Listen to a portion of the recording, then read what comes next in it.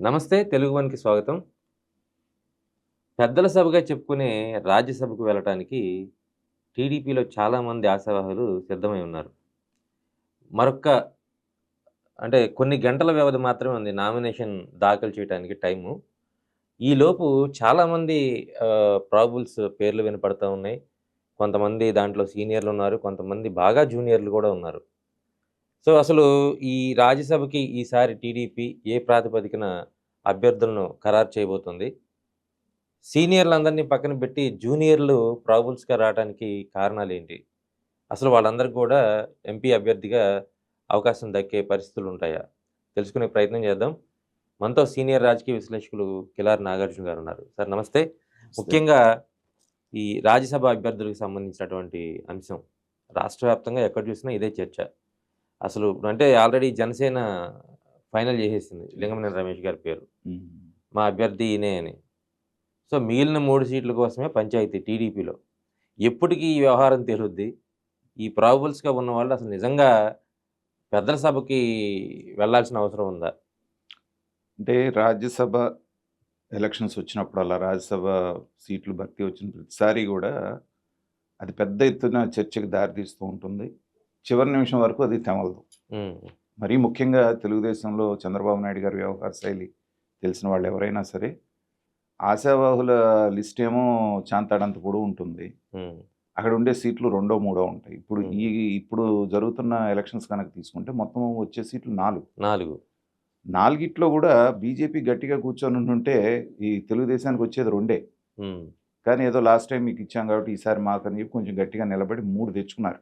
ఇప్పటికైనా నిలబడ్డారా సార్? ఆ! చివరి నిమిషంలో నిలబడి మళ్ళీ ఏ అమిత్ షా నుంచో ఇంక ఫోన్ అంత రాంగానే లేదులెండి. అయిపోయింది 3 అనేటువంటి నిర్ధారణకొచ్చిన తర్వాత, హ్మ్. ఇంక రేపెల్లుంట్లో ఫోన్‌లొస్తాయని నేనైతే అనుకోను. హ్మ్. ఎందుకంటే కొంచెం పట్టు విడుపు ధోరణిలోనే ఉంటారు గాబట్టి. హ్మ్. ఇప్పుడు ఈ 3 మంది వీళ్ళు ముగ్గురున్నా, 30 మందున్నా అమిత్ షాకిను, మోడీకి సపోర్ట్ జేసేవాళ్ళేగా. అవును. పార్టీ ఏదైనప్పటికీ హ్మ్. ఎన్‌డీఏకి పెరిగే బలమే గాబట్టి. హ్మ్. అలాంటి సందర్భంలో ఏమైందంటే, గతంలో పార్టీలు వాళ్ళ పార్టీ బలంతోటి వచ్చిన వాళ్ళు గాబట్టి, అది వైఎస్ఆర్‌సీపీ అయినా, గతంలో తెలుగుదేశం వాళ్ళైనా గానీ, వీళ్ళ వరకే కాంపిటీషన్ ఉండేది. హ్మ్. ఇప్పుడు కూటమిలోకొచ్చేటప్పటికి 3 పార్టీలు పంచుకోవాల్సొచ్చేటప్పటికి అది మరింత టైట్ అవుతోంది. హ్మ్. సరే మొత్తానికి బీజేపీని పక్కన పెట్టి 3 సీట్లు వీళ్ళకొచ్చిన తర్వాత, ఆశావహుల లిస్టే తీసుకుంటే దాదాపు 30 మందున్నారు హ్మ్. తెలుగుదేశానికి. తర్వాత పవన్ కళ్యాణ్ గారికి గూడా ఒక స్టేజ్‌లో ఒక రకమైన వాదన తీసుకొచ్చారు. హ్మ్. వాళ్ళు కమ్మాళ్ళకే ఇచ్చి, మీరు కమ్మాళ్ళకే ఇచ్చి, మన పార్టీ ఏం గావాలి, మన పార్టీ మన కాపులు ఏం గావాలనేటువంటి ఒక నినాదం తీసుకొనొచ్చి, ఒక సెక్షన్ ఆఫ్ కార్యకర్తలనండి, నాయకులనండి ఒత్తిడి తీసుకొచ్చారు. హ్మ్. కానీ అక్కడుంది పవన్ కళ్యాణ్ గారు, చంద్రబాబు నాయుడు గారు గాదు గాబట్టి, ఆయన హ్మ్. ఒక నిర్ణయం తీసుకున్న తర్వాత, ఎవరూ లేని రోజుల్లో అందరూ తన చెయ్యి వదిలిపెట్టి వెళ్ళిపోయిన తర్వాత, తన వాళ్ళనుకున్నాళ్ళు గూడా, దగ్గర వాళ్ళనుకున్న వాళ్ళు గూడా అండగా నిలబడ్డటువంటి లింగంనేని రమేష్ ఎవరైతే ఉన్నారో, ఆయన పట్ల ఆయనకి చేసిన ప్రామిస్‌ని నిలబెట్టుకున్నారనేటువంటిది ఎవరేమనుకున్నా పర్వాలేదు. నేను అనుకున్నది చేస్తానన్నారు. అక్కడితో తేలిపోయింది ఒక్క నిమిషంలో. అసలు ప్రామిస్ చేసినా చేయకపోయినా ఆయన చేసిన మంచి పనికో, లేతే ఆ రోజు ఇచ్చిన ఉన్న సపోర్ట్‌కో గ్రాటిట్యూడ్‌కో ఏదో చేశారు. చేసేయాలి. ఆ రోజు నుంచి అదే పేరు వినిపించింది. హ్మ్. చివరి వరకు నిర్ధారణ చేసింది కూడా అదే పేరు నిర్ధారణ చేశారు. హ్మ్. ఇకపోతే తెలుగుదేశం గనక తీసుకుంటే ఏంటంటే, రకరకాల ఈక్వేషన్స్, రకరకాల కాంబినేషన్స్ అందులో తెలుగుదేశం ఎప్పుడు చేసినా ఏంటంటే కసరత్తు, ఈ వర్గాల వారీగా, కులాల వారీగా, ప్రాంతాల వారీగా పెద్ద ఎత్తున చేయాల్సుంటుంది. హ్మ్. ఈ చేసే ప్రాసెస్‌లో ఏంటంటే అది సాగి నామినేషన్‌లకు ఒక 2, 3 గంటల ముందు గాని ఏది తెమలదు. హ్మ్. అది గతంలోనూ అలాగే జరిగింది. ఇవాళ గూడా చూస్తూ ఉంటే అలాగే. హ్మ్. ప్రముఖంగా ఇవన్నీ గూడా ఫిల్టర్ అయిపోయి, ఆ 30 పేర్లో 20 పేర్ల దగ్గర నుంచి చివరికొచ్చేటప్పటికేంటంటే, ఇప్పుడు ఒక 5, 6 పేర్ల చుట్టూ తిరుగుతా ఉంది. హ్మ్. ఇప్పుడు ఉన్న లేటెస్ట్‌గా ఉన్నటువంటి అంటే అందరూ చెప్తున్నటువంటి సోర్సెస్ ద్వారా వస్తుందేంటంటే, సానా సతీష్ అనేటువంటి వ్యక్తికి రాజ్యసభ ఇచ్చి కేవలం సంవత్సరన్నరే అయింది గాబట్టి, అతనికి కంటిన్యూ చేస్తారనేటువంటిది అది ఖచ్చితంగా అక్కడ తేలిపోతా ఉంది. హ్మ్. సానా సతీష్ విషయంలో ఇక నో డౌట్. హ్మ్. రెండోదొచ్చేటప్పటికి భాష్యం రామకృష్ణ గారి పేరనేటువంటిది బలంగా వినిపిస్తోంది. హ్మ్.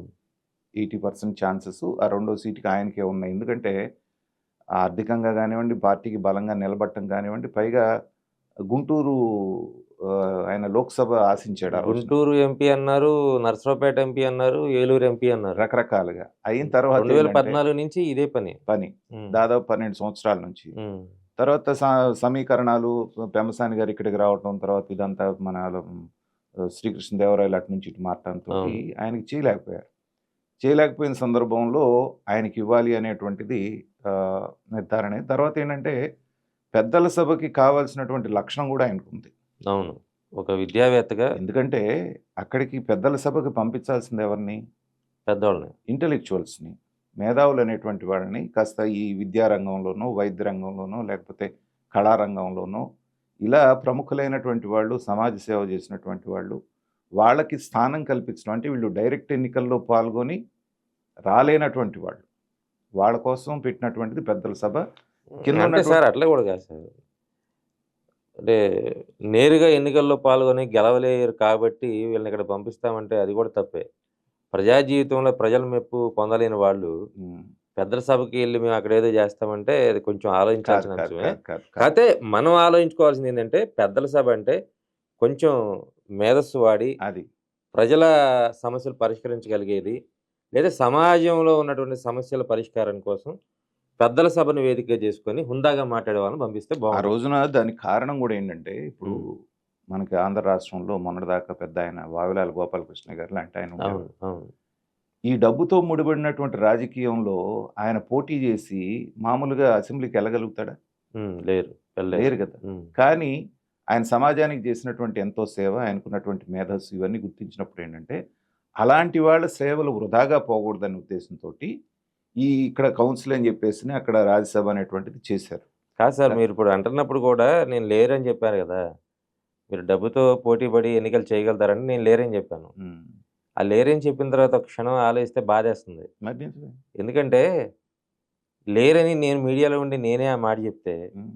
అసలు నిజంగా స్వచ్ఛందంగా ఆయన వచ్చి ప్రజల కోసం మంచి చేసే ఆయన, స్వార్థం లేని వ్యక్తి. హ్మ్. అలాంటి వాళ్ళని నిజంగా చట్టసభలు పంపించడంలో మన ప్రజలు ఫెయిల్ అయితే హ్మ్. బాధించాల్సిన అంశం అది. ఇవాళ మనం గొంగళ్ళలో తింటూ వెంట్రుకలొచ్చినాయని బాధపడాల్సిన పని లేదండి. హ్మ్. ఇవాళ నానుడిగా మనలాంటి వాళ్ళం ఏం చెప్తాం? ఈవెన్ మహాత్మా గాంధీ వచ్చి హ్మ్.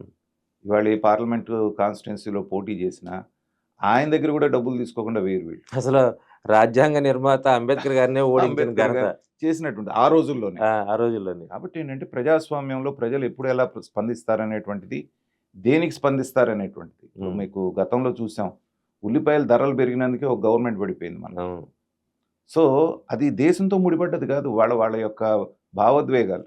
ఆనాటికి వాడికి అది కష్టం అనిపించింది. ఢిల్లీలో ఒక అమ్మాయిని దారుణంగా పరాభవం చేస్తే, అమ్మాయి మీద నీచంగా దాడి చేస్తే, ఆ దెబ్బకి ప్రభుత్వాలు కూలిపోయినాయి. కూలిపోయినాయి. కాబట్టి ఏంటంటే, వాళ్ళ షార్ట్ టర్మ్‌లో ఏదనిపిస్తే దానికి స్పందించి, వాళ్ళు ప్రభుత్వాలను మారుస్తుంటాడు. కానీ పెద్దల సభ అలా ఉండకూడదు. హ్మ్. పెద్దల సభ అంటే ఏంటంటే, వీళ్ళ ద్వారా ఏదన్నా కాస్త తొందరపాటుగా జరుగుతున్నప్పటికీ, మేధావులైనటువంటి వాళ్ళందరూ అక్కడ ఉండి, దానికి సరైనటువంటి సలహాలు, సూచనలు ఇవ్వటానికి పెట్టినటువంటిదే పెద్దల సభ. అవును. ఇప్పుడు మీకు బిల్లు ఇక్కడ నుంచి పాస్ చేసి పంపించినా కూడా, వాళ్ళు దాంట్లో అమెండ్మెంట్స్ చెప్తారు. హ్మ్. ఇదిగో బాబు ఇది ఇక్కడ ఉంది, ఇది ఇక్కడ ఉంది, ఇది ఇక్కడ ఉంది అని చెప్పేసి. అది జరగలేదనుకోండి మళ్ళీ తిప్పి పంపించినా మళ్ళీ ఇదే చేయండి అని పంపిస్తే ఖచ్చితంగా అది ఆటోమేటిక్‌గా అప్రూవ్ అవుతుంది. హ్మ్. ఇప్పుడు మనకి 3 రాజధానుల బిల్ అప్పుడు కూడా అవును. చూడండి. అవును. అక్కడ పంపించారు కౌన్సిల్‌కి. ఆయన దాన్ని ఏం చేయాలనేటువంటి దీనితోటి ఆ రోజున ఆయనకున్న ఒకే ఒక ఆప్షన్ ఏంటంటే సెలెక్ట్ కమిటీకి పంపించడం. హ్మ్. దాన్ని రిజెక్ట్ చేశారనుకోండి మళ్ళీ తీర్మానం చేసి పంపిస్తే చచ్చినట్టుగా ఆమోదించాలి. హ్మ్. ఆమోదిస్తే అయిపోయినట్టే. ఇవాళ అమరావతి లేదు, ఇంకోటి లేదు. అవును. కాబట్టి తెలివిగా ఆయన ఉన్న మహానుభావుడు ఏంటంటే ఆంధ్ర రాష్ట్రాన్ని ఎలా రక్షించాడంటే సెలెక్ట్ కమిటీ అనేటువంటి ఒక దీంట్లో దానికి దోసేశాడు. హ్మ్. తోసేయటంతో పీట ముడిపట్టడంతో ఏమీ చేయలేకపోయారు. కాబట్టి ఏంటంటే ఇక్కడ ఏదైనా జరిగినా అక్కడ ఆగడానికి అవకాశం ఉంటుందని ఆ రోజున ఇన్ ప్రిన్సిపుల్ పెట్టారు. అది జరుగుతుందా జరగట్లేదా అనేటువంటిది మనం చెప్పలేం. కానీ రామకృష్ణ గారి విషయంలో అఫ్కోర్స్ ఆయన డైరెక్ట్‌గా కూడా పోటీ చేసి గెలవగలిగినటువంటి సామర్థ్యం ఉన్నటువంటి వ్యక్తి, ఆర్థికంగా బలంగా ఉన్న వ్యక్తి కాబట్టి, కానీ సమీకరణాల మూలాన జరగలేదు కాబట్టి అలాంటి వాయిస్ ఒకటి అక్కడ ఉంటే బాగుంటుందనేటువంటి దాన్ని అది జస్టిఫైడే. దాని గురించి మనం చేయాల్సిన పని లేదు. ఇప్పుడు వచ్చిన చిక్కంతా కూడా ఏంటంటే మూడో దాని దగ్గర. హ్మ్. సో, ఆ మూడో దాని దగ్గర 2, 3 పేర్లు ప్రముఖంగా వినిపిస్తున్న 2 పేర్లు ఏంటంటే, ఒకటి మన అయ్యన పాత్రుడు గారి అబ్బాయి చింతకాయల విజయ్. చింతకాయల విజయ్ ఒకటి, తర్వాత వర్లరామయ్య గారు ఒకటి. ఉమ్. ఈ వర్లరామయ్య గారిది మరి అదృష్టం అనుకోవాలో దురదృష్టం అనుకోవాలో తెలియదు కానీ పార్టీలో మాత్రం ఆయనకి అత్యంత గౌరవం లభించేటువంటి అధికార ప్రతినిధి మిగతా పాలిట్ హోదాలన్నీ బ్యూరోలో ఉంటాయి, ఉన్నారు. పాలిట్ బ్యూరో. పాలిట్ బ్యూరోలో ఉంటారు. కానీ పోటీ చేసిన ప్రతిసారి ఓడిపోతారు ఆయన. అది మీరు ఇంకొక గమ్మత్తు చూడండి, వాళ్ళ అబ్బాయి పోటీ చేస్తే వాళ్ళ అబ్బాయి గెలిచాడు పామర్ నుంచి. కాబట్టి మొన్న ఏదో అంటే ఈ వేవ్ లో గెలిచారు వేవ్లో సార్. అనుకోండి. అంటే పామర్లో వీళ్ళు అంటే రాజకీయంగా వీళ్ళు పార్టీలో అంటే గ్రౌండ్ లెవెల్ నుంచి వీళ్ళు రావట్లేదు సార్. అవును. పార్టీ కోసం పనిచేస్తారు ఇక్కడ మ్మ్. ఏది సెంట్రల్ ఆఫీస్ లో. కానీ క్షేత్రస్థాయిలో ఉన్న నేను వాళ్ళని అనేది అదేనండి, చూసుకోవాలి. మీరు అధినాయకుడితోటి దగ్గరగా ఉంటాం లేకపోతే లోకేష్ గారితో రాసుకుపోసుకోవటం మూలాన కంటే కూడా ప్రజల్లో నుంచి మీరు రావాలి. వాళ్ళు ఎప్పుడు అదే చెప్తారు. వచ్చినప్పుడు వాళ్ళు మీరు మా దగ్గర రాబాకంటారా బాబు, మీరు వెళ్ళి కింద పని చేయండి అని చేయండి అని చెప్తారు. వాళ్ళు చెప్తారు. కానీ ఏంటంటే ఈ సమీకరణాల్లో ఇది వయసు రీత్యా కూడా చూసినా కానీ వరలరామయ్య గారికి ఇస్తే బాగుంటుంది, అది సామాజిక సమీకరణాలు కూడా సెట్ అవుతాయి, ఒక ఎస్సీకి ఇచ్చినట్టుగా ఉంటుంది అన్న ఉద్దేశంతో ఈ ఇద్దరి మధ్యనే డోలాయమానంలో ఉంది మూడో సీటు. సార్ వీళ్ళిద్దరికి కూడా ఇప్పుడు మీరు చెప్పిన చింతకాయల విజయ్ వాళ్ళ ఫ్యామిలీలో వాళ్ళ ఫాదర్ అయ్యన్న స్పీకర్గా పాత్రుడు ఉన్నారు. గారు స్పీకర్ గా ఉన్నారు. ఒక అత్యున్నతమైనటువంటి పదవి అది. అవును. ఇప్పుడు వర్లరామయ్య గారు అంటే ఆయన ఆల్రెడీ పాలిట్ బ్యూరోలో ఉన్నారు, వాళ్ళ అబ్బాయి ఎమ్మెల్యేగా ఉన్నారు. అంటే ఒకే కుటుంబానికి 2-3 పదవులు ఇస్తారా? అసలు అది ఇన్ ప్రిన్సిపల్ కరెక్ట్ కాదు. దాని గురించి కూడా అంతకుముందు చర్చ జరిగింది పార్టీలో. జరిగినప్పటికీ ఏంటంటే కొన్ని ప్రత్యేక పరిస్థితి, ఇప్పుడు నాకు తెలిసి ఏంటంటే ఈ ఇద్దరి మధ్యనే కనుక అంటే వర్లరామయ్య గారి వైపే మొగ్గు చూపుతారేమని అనిపిస్తుంది. ఎందుకంటే వయసు రీత్యా విజయ్కి ఇంకా చాలా భవిష్యత్తు ఉంది. వాళ్ళ నాన్నగారు ప్రస్తుతం స్పీకర్గా ఉన్నారు కాబట్టి నెక్స్ట్ దాంట్లో ఏమన్నా ఇస్తామనేటువంటి ఒక హామీతోటి పక్కన ఎందుకంటే మళ్ళీ ప్రతి సంవత్సరం 2 సంవత్సరాలకు వస్తూ ఉంటుంది రాజ్యసభ. ప్రస్తుతానికి ఆయనకి ఏమన్నా ఆపి వర్లరామయ్య గారి వైపు మొగ్గు చూపించవచ్చు అనేటువంటిది ఒకటి నడుస్తుంది. ఇంకోటి ఏంటంటే ఇప్పుడు లోకేష్ వర్గం అని ఒకటి తయారైంది, కిలార్ రాజేష్ అని చెప్పేసి అతనికి కూడా కావాలి. ఇంకా సాక్షి పత్రిక కానివ్వండి మిగతా వాళ్ళు చేస్తుంది ఏంటంటే అసలు లోకేష్ గారు అలిగారని, నేను అవతల అబ్రాడ్ వెళ్ళి వచ్చే వరకు ఈ పెండింగ్ పెట్టండి, అలిగి రష్యా వెళ్ళారా ఏంటి సార్? అదే చెప్తున్నారు. రష్యా వెళ్ళి నేను వచ్చే వరకు దీన్ని ఫైనల్ చేయొద్దని చంద్రబాబు నాయుడు గారికి చెప్పారంట. వీళ్ళేమో వెనకాల నుండి గోడచోట నుండి విన్నారంట. కిలార్ రాజేష్ అనేటువంటి వ్యక్తి బ్యాక్గ్రౌండ్లో అంటే చాలామంది చెప్పుకునేది ఏంటంటే లోకేష్ గారికి రైట్ హ్యాండ్. సో కామ్గా జరగాల్సిన కార్యక్రమాలన్నీ కూడా పార్టీ పరంగా మిగతా క్రైసిస్ మేనేజ్మెంట్లో అతను వెనకాల ఉంటాడనేటువంటిది అది బహిరంగ రహస్యం. అతను ఎప్పుడు పెద్దగా పబ్లిక్లోకి రావటం కానీ వీటిల్లో ఉండదు, కానీ బ్యాక్ బోన్గా ఉంటున్నాడు. లోకేష్ టీమ్ విషయానికి వచ్చేటప్పటికి యువగళం పాదయాత్రను ఆర్గనైజ్ చేయటం కానివ్వండి, తర్వాత మిగతా విషయాల్లో చాలా యాక్టివ్గా ఉంటాడు. సో అతనికి ఇవ్వాలి అనేటువంటి దాని మీద లోకేష్ గారు పట్టుబడుతున్నారు అనేటువంటిది కర్ణాకర్ణీగా వినపడుతున్నటువంటి మాట. బట్ ఆ విషయంలో కూడా నేను అనుకునేది ఏంటంటే అతనికి ఇంకా బోల్డ్ భవిష్యత్తు, చిన్న వయసు అతనికి ఇలా రాజేష్ కూడా. తర్వాత పదవి ఉన్నా లేకపోయినా ఇవాళ ఆయనకు కావాల్సిన విధంగా పార్టీలో వాళ్ళకి కావాల్సిన పనులు జరుగుతూ ఉన్నాయి, బ్యాక్ బోన్గా ఉన్నాడు కాబట్టి అంతగా ఆయన పట్టుబడతాడని నేను అనుకోను. ఎందుకంటే ఫ్యూచర్లో ఇంకా చాలా చేసుకోవడానికి అవకాశం ఉంది కాబట్టి. సో తర్వాత ఏంటంటే ఇప్పుడు సీనియర్ని పక్కన పెడుతున్నారు లోకేష్ గారు, లోకేష్ గారి టీమును తయారు చేసుకోవటానికి అనేటువంటి ఒక ఇది కూడా చర్చ నడుస్తుంది పార్టీలో కానివ్వండి, బయట కానివ్వండి. పాత వాళ్ళందరినీ ఊరికే నమస్కారాలు పెట్టి గౌరవిస్తున్నారు, కానీ ఈ పాత తరాన్ని అందరినీ కూడా సెండ్ ఆఫ్ ఇవ్వడానికి రెడీ అవుతున్నారు అనేటువంటి దీంట్లో ఉన్నారు. ఉన్నప్పుడు ఏంటంటే నాకు తెలిసి ఆ అపప్రదని పోగొట్టుకోవడానికి మూడో సీటు వర్లరామయ్య గారి వైపే మొగ్గు చూపుతారేమో అనేటువంటిది. లాస్ట్ టైం కూడా రాజ్యసభ చేతి దాకా వచ్చి నోటి దాకా రాలే ఆయనకి, వేరే సమీకరణాల మూలన కనకమేళలో ఆయన పంపించాల్సి వచ్చింది. సో ఇప్పుడున్నటువంటి పరిస్థితుల్లో చూస్తే ఏంటంటే ఈ 3 స్థానాలకి 2 అవి రామకృష్ణ గారు, తర్వాత సానా సతీష్, తర్వాత ఈ 3వ స్థానం బీసీకా ఎస్సీకా అనే దాని మీద నడుస్తుంది. కాబట్టి నాకున్న అంటే అనుభవంతో కానివ్వండి ఇంకోటి కానివ్వండి వర్లరామయ్య గారి వైపే మొగ్గు చూపడానికి అవకాశం ఉందనేది వయసు రీత్యా విజయ్ చిన్నాడు కాబట్టి. ఇది కాకుండా మీరు అన్నట్టుగా ఏదైనా మళ్ళీ పారాచూట్ బ్యాచ్లు కానీ ఇంకోటి కానీ లాస్ట్ మినిట్లో చేంజెస్ ఏమన్నా మళ్ళీ ఒత్తిళ్ళు వస్తే ఏమన్నా ఈ పేర్లు మారేటువంటి అవకాశం ఉంది. పారాచూట్ బ్యాచ్ అంటే ఏంటి సార్ మీ దృష్టిలో? ఏముంది ఇప్పుడు వాళ్ళు బీజేపీ వాళ్ళు దిగేవాళ్ళు అంటే ఇప్పటికే దిస్ ఇస్ టూ లేట్. ఇప్పుడు కాదు, వస్తే ఇంకొంచెం ముందే వచ్చే ఉండేవాళ్ళు. బట్ ఇక్కడే జామ్ ప్యాక్డ్గా ఉండి అసలు ట్రాఫిక్ జామ్ అయి ఉన్నప్పుడు ఇంకొకరికి అవకాశం ఉంటుందని నేను అనుకోవట్లేదు. ఏముంది సార్. 90% వీళ్ళకే కన్ఫర్మ్ అయ్యేటువంటి అవకాశాలు ఉన్నాయి. దీంట్లో సానా సతీష్ దిను రామకృష్ణ ఇద్దరిది కూడా జెన్యున్గానే అనిపిస్తోంది. ఎందుకంటే రాజ్యసభకు పెద్దల సభ కాబట్టి రామకృష్ణ గారు ఓకే, 1.5 year అయింది కాబట్టి మళ్ళీ ఇచ్చి ఇవ్వనట్టుగా ఉంటుంది కాబట్టి అతనికి ఓకే. మూడో దాని విషయం ఏమవుతుంది అనేటువంటిది త్వరలో తెలుస్తుంది. సార్ ఇప్పుడు ప్రతిసారి అంటే మనకి సీట్ల ఎంపికలో కానీ సార్, సీట్ల ఎంపికలో అంటే ఎమ్మెల్యే అభ్యర్థుల ఎంపికలో అంటే స్థానికంగా ఉన్నటువంటి ఓట్ బ్యాంక్ని కొలగొట్టడానికి ఇవన్నీ చేస్తున్నారనుకోవచ్చు. ఎమ్మెల్సీల విషయంలో కుల మతాలు వ్యవహారాలు చూస్తుంటారు. ఎంపీ అభ్యర్థుల విషయాల్లో అలాగే చూస్తుంటారు రాజ్యసభ. ఎందుకు పెద్దల సభలకు కూడా కులాలు అవసరమా? కుల ప్రాతిపదికనే ఇవ్వాలా?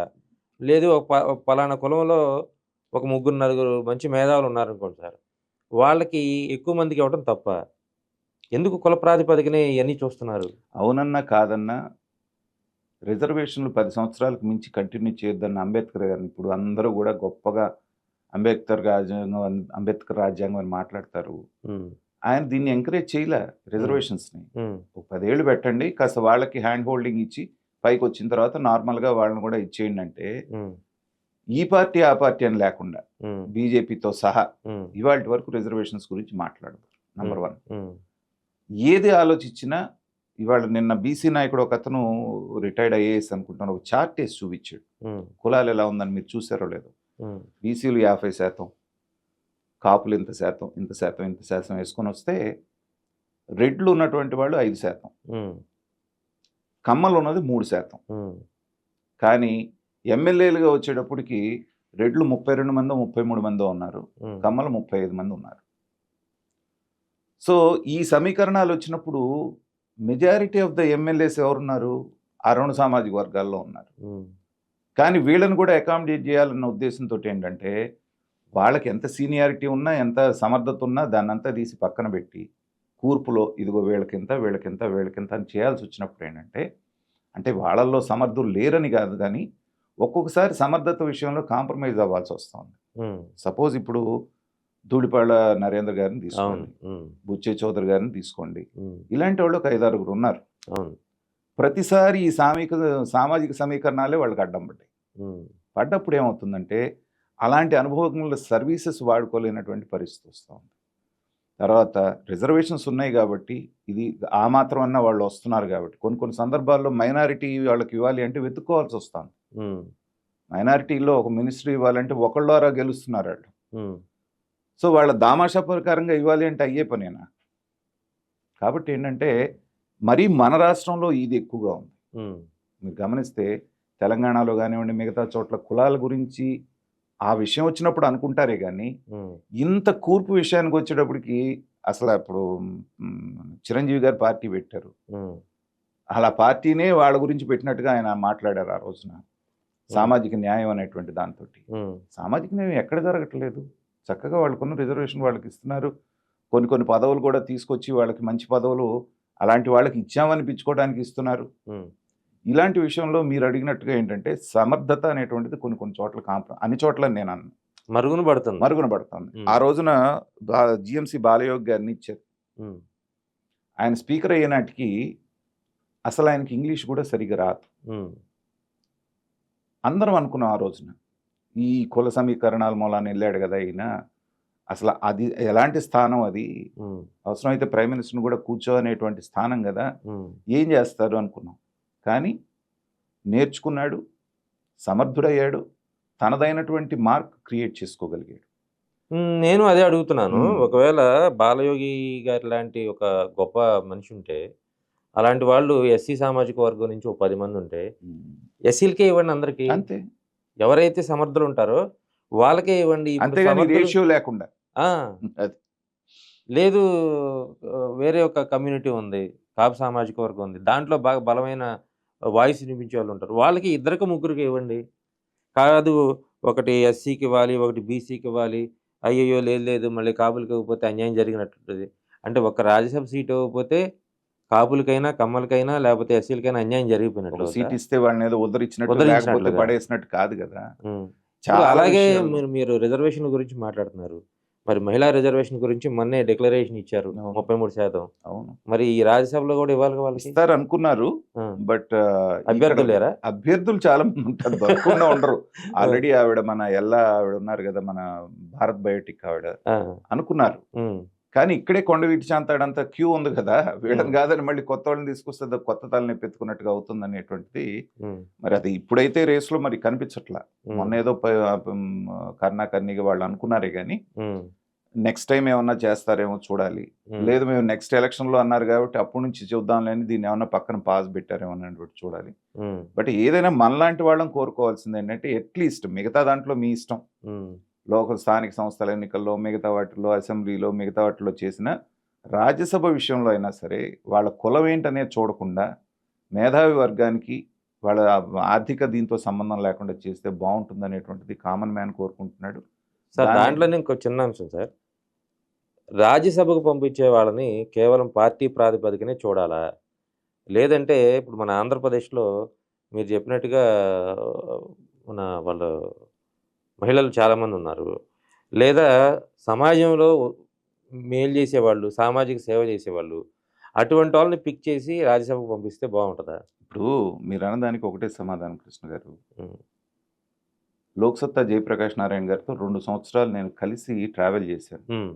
అన్నీ వదిలేసి ఏదో లోకాన్ని ఉద్ధరిద్దామని చెప్పి ఆయన వెనకాల తిరిగాం. ఉమ్. అంతకంటే డిజర్వింగ్ క్యాండిడేట్ ఎవరన్నా ఉంటారో చెప్పండి. ఉమ్. ఉభయ తెలుగు రాష్ట్రాల్లో ఆ మాటకు వస్తే ఇండియాలోనే టాప్ 10 ఇంటెలెక్చువల్స్ని తీసుకుంటే దాంట్లో ఉంటాడు ఆయన. ఉమ్. అలాంటి వ్యక్తి సర్వీసెస్ ఈ సమాజానికి ఉపయోగపడకుండా ఉమ్. కేవలం ముక్కి మూలి ఒకసారి కుకట్పల్లి, అది కూడా అందరూ ఆయన ఉంటే బాగుంటుంది బాగుంటుందని. అని ప్రతిపక్షం అధికార పక్షం అనుకుంటే వచ్చాడు. ఉమ్. సో అంతకంటే డిజర్వింగ్ క్యాండిడేట్ ఉంటారా రాజ్యసభకి? ఉమ్. కానీ ఎవరైనా ఆయన గురించి ఆలోచిస్తున్నారా? మీరు అన్నది ఉమ్. పార్టీలు, ఈ క్యాలిక్యులేషన్స్ వీటి మీదే జరుగుతుంది. కానీ ఉమ్. అలాంటి వ్యక్తి ఒక్కడుంటే, ఈవెన్ మీరు అప్పుడు జయప్రకాష్ నారాయణ గారు అసెంబ్లీలో ఉంటే ఉమ్. ఆయన లేచి మాట్లాడుతున్నాడు అంటే అన్ని పార్టీల వాళ్ళు సైలెంట్ కామ్గా, ఉమ్. మామూలుగా అయితే రన్నింగ్ కామెంటరీ చేస్తారు. సో అలాంటి వాళ్ళు కదా కావాల్సింది. ఉమ్. అట్లీస్ట్ అలాంటి వాళ్ళ విషయంలోనైనా పార్టీలకు అతీతంగా అట్లాంటి 10 మందిని కనుక మీరు పెట్టుకోగలిగితే ఉమ్. రాజ్యసభలో అట్లీస్ట్ ఉమ్. దేశానికి ఒక గౌరవం ఉంటుంది, దేశానికి ఒక దిశానిర్దేశం చేయగలుగుతారు. ఉమ్. కానీ ఇందాక మనం అనుకున్నట్టుగా గొంగళ్ళలో తింటూ వెంట్రుకలు వచ్చి నేను బాధపడటం లేదు. ఈ వ్యవస్థ అంతా అలా అయిపోయింది కాబట్టి ఉమ్. దాంట్లో మెరుగైంది ఏం చేయగలరని మనం మాత్రమే సూచించగలం. కానీ పూర్తిగా అవుట్ ఆఫ్ ద బాక్స్ ఆలోచించమంటే వాళ్ళు ఉన్నటువంటి రాజకీయ నేను అవుట్ ఆఫ్ ది బాక్స్ ఆలోచించమంటలేదు సార్. అంటే మా పార్టీలో మేము పలానా కులం వాళ్ళకి ఇచ్చామని చెప్పుకునే కన్నా, మా పార్టీ నుంచి ఇదిగో పలానా మేధావని మేము రాజ్యసభకు పంపించామని చెప్పుకోవటం చాలా గొప్పగా ఉంటుంది. అద్భుతంగా ఉంటుంది. అలాంటి వాళ్ళని ఇప్పుడు మీరు ఒక జయప్రకాష్ నారాయణ గారి గురించి చెప్పారు. అలాగే ఆంధ్రప్రదేశ్లో ఉన్నటువంటి మేధావుల్ని, లేదా సమాజం కోసం పనిచేసే వాళ్ళని మనం వీళ్ళని రాజ్యసభకు పంపిస్తే మన పార్టీకి గౌరవం రా అని చెప్పని అనుకునే వాళ్ళని ఉంటుంది. వాళ్ళని వెతుక్కోవాలి. కానీ ఈ నా పక్కన రైట్ హ్యాండ్గా ఉన్నవాడిని పంపించాలి, లేకపోతే నా వెనకమాల లాబీ చేసేవాడిని పంపించాలి, లేకపోతే నాకు డబ్బులు ఫండింగ్ ఇచ్చాడు కాబట్టి నేను వీళ్ళని ఏమీ వ్యతిరేకించట్లా. మీరు చెప్పినట్టుగా భాష్యం రామకృష్ణ గారు ఫండింగ్ ఇచ్చారు, ఆయన మేధావి, పంపించాలి. కానీ నేనంటే వీళ్ళకన్నా ఉన్నారు చాలా గొప్పవాళ్ళు, మేధావులు ఉన్నారు. వాళ్ళని రాష్ట్ర వ్యాప్తంగా ఉన్న వాళ్ళని చూసి వాళ్ళని పంపిస్తే రాజకీయ పార్టీల గౌరవం పెరుగుద్ది కదా అని అడుగుతున్నాను. గౌరవం పెరగటమే కాకుండా మీకు ఈ తలనొప్పి కూడా తప్పుద్ది.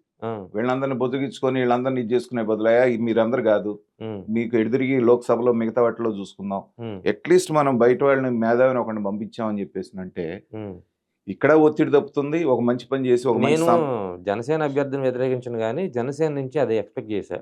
ఎందుకంటే ఆయన భోజన పథకానికి డొక్కా పేరు పెడతారు, లేకపోతే ఇంకో పథకానికి ఇంకో పేరు పెడతారు. అలాంటి వాళ్ళల్లో ఎవరన్నా గొప్ప అంటే స్వతంత్ర సమరయోధుల ఫ్యామిలీ నుంచి కానీ, ఒక దేశానికి ప్రాణత్యాగం చేసినటువంటి సైనిక కుటుంబం నుంచి కానీ, ఇలాంటి వాళ్ళని ఎవరన్నా పిక్ చేసి తీసుకుంటారేమో అనుకున్నా. అంటే థియరిటికల్ గా మీరు చెప్పేది వినటానికి బాగానే ఉంది, బాగానే ఉంటుంది సార్. ప్రాక్టికల్ గా వాళ్ళు చేయడానికి అక్కడ వాళ్ళకు ఉన్నటువంటి అది కూడా మనం చూసుకోవాలిగా. ఇవాళ పార్టీ అనేది ఊరికే నడవట్లేదుగా, 100 కోట్లు వాటికి ఎమ్మెల్యే సీట్లు, ఎమ్మెల్యే టికెట్లు ఉంటాయి కదా సార్. అయినా కూడా అవకాశం దొరికిన ప్రతి చోట ఎక్కడైతే అక్కడ ఇవన్నీ కూడా ఏంటంటే మనం ఓపెన్ గా డిస్కస్ చేసుకోవడానికి లేని వ్యవహారాలు. ఒక పార్టీ నడపడం అనేట్టు మనం చాలా వాళ్ళ మీద విమర్శించడం చాలా ఈజీ. నేను విమర్శించట్లేదు అసలు మామూలుగా రాజకీయ పార్టీలు సూచన ఎవరైనా ఒక పార్టీని నడపడం అంటే మామూలు విషయం కాదండి. నిద్రాహారాలు మాని వాళ్ళకి ప్రశాంతతే ఉండదు మీకు. ఉమ్, సో అలాంటి దాంట్లో ఏంటంటే పడిలేస్తా ఉన్నారు కాబట్టి అది వాళ్ళకు వదిలేద్దాం. ఉమ్. ప్రజలకి ఏది కావాలి, ఏదైతే బాగుంటుందనేది చెప్పడానికి మనం ప్రయత్నం చేస్తూనే ఉంటాం. సో మొత్తంగా రాజ్యసభ ఎన్నికలు మరికొద్ది గంటల్లోనే నామినేషన్ దాఖలు చేయాల్సిన పరిస్థితుల నేపథ్యంలో రాజకీయ పార్టీలు అభ్యర్థుల ఎంపిక ఇప్పటికే ఒక కొలికి తీసుకొచ్చినట్టు తెలుస్తోంది. దీంట్లో ప్రముఖంగా జనసేన లింగమనేని రమేష్ను ఖరారు చేస్తూ వాళ్ళ అభ్యర్థిగా ఫైనలైజ్ చేసి చెప్పేసింది.